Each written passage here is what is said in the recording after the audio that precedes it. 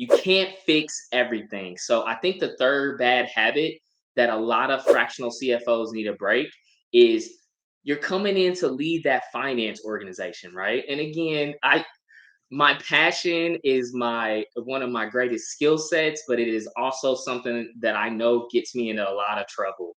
And for me, it was not only in the finance organization in working through like how do we build their processes, how do we make sure we're leveling up their skill set and their team, how are we approaching the value proposition inside the organization, how are we looking at tools and technology, just the whole framework, and then also like the finance organization looking around it, right?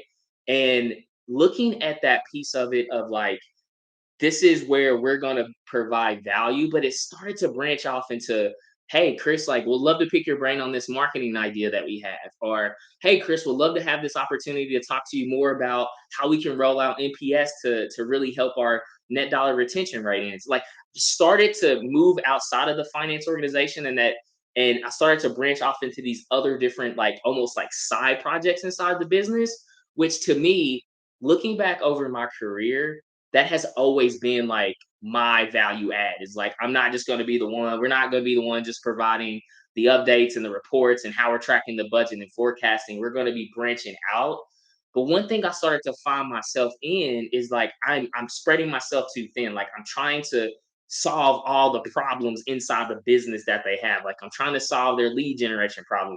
I'm trying to solve like a net dollar retention rate problem. And I'm in all of these micro projects, and yes, I'll be honest, right? And the idea of like, and I had to learn this, right? The idea of scope creep was like, that was 100%. And this is for all my project management people out there. Like I heard of scope creep before, but like in this situation with the client, it was 100% scope creep. Like the scope became, here's what we're going to be providing. We're going to be leading your finance organization. We're going to be helping around your quarterly board decks. We're going to be helping you look at strategically in your go-to-market strategy after you just raised a pretty solid Series A round, right? This is what we're going to be doing.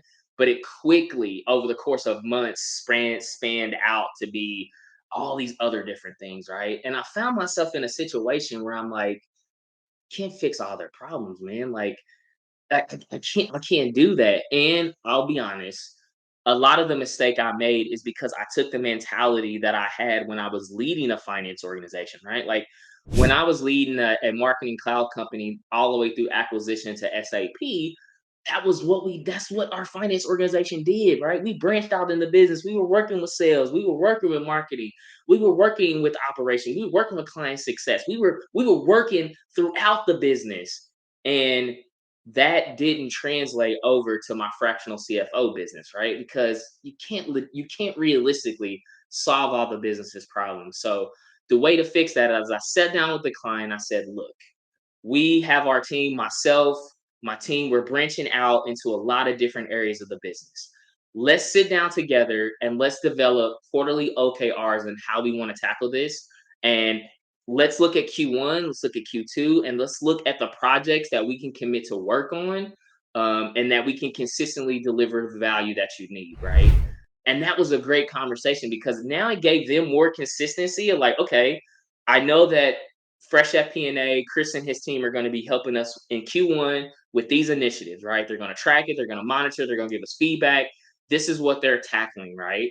And then in Q2, and now for the conversations when it became like those ad hoc, hey Chris, can you dabble in this or can you go look at that? It was like, hey, we agreed and we defined and we looked at them. We're happy to do that, but I want you to know that that falls outside of the original scope and the original deliverables and value that we provided. We're happy to do that, but that's going to be a separate engagement, a separate conversation that we need to have, right?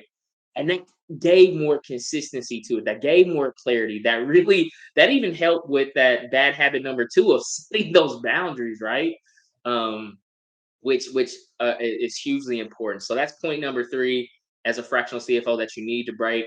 You cannot in your team, you can't fix everything in the business. So